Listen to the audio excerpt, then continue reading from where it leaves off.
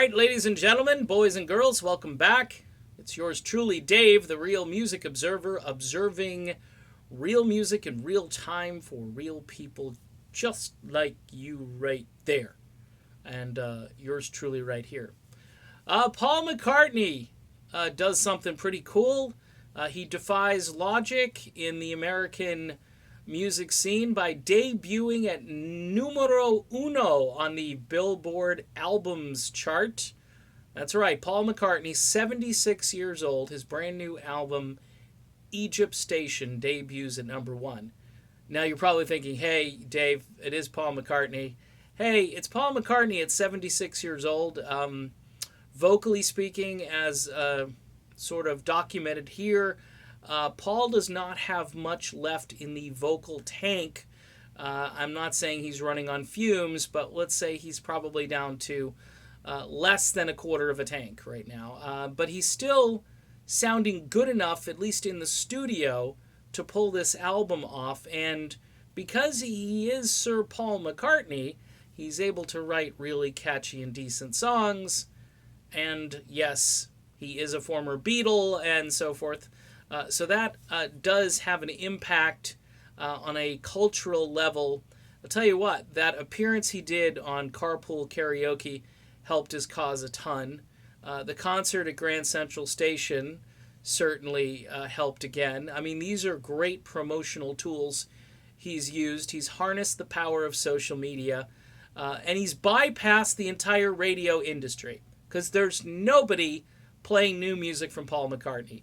Really, really sad. So, this kind of dovetails into Steve Perry's album, which is coming out in about, 3 weeks from now.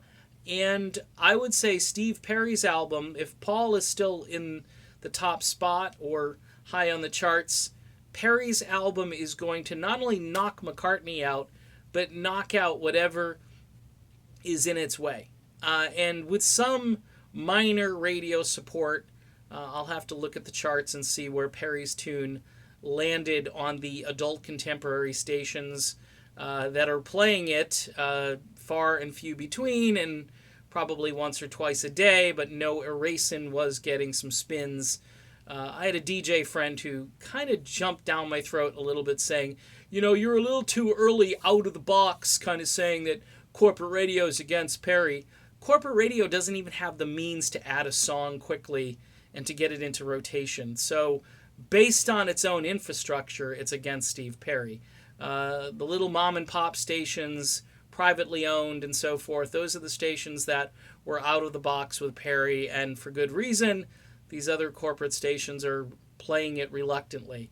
But the album sales, doesn't matter. We speak. As I told people who are asking me, it's not up to the radio industry to propel Perry's album to number one. We can do it on our own. And there's vinyl that's really cool. You've got one of the greatest album covers ever created in the history of music. Okay, and that's a fact. You can't argue with that. And you've got really decent material that's been released so far. And everybody, this is like an artifact. Everybody wants a copy of this, a hard copy. So traditional album sales are going to be through the roof.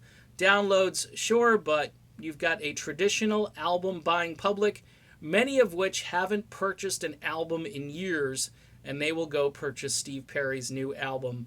It's entitled Traces, and it's coming out in the first week of October, and folks, it's going to knock everything out of its way. All right, done with this video. Good job, Sir Paul. Even better job soon, Steve Perry. Talk to you soon.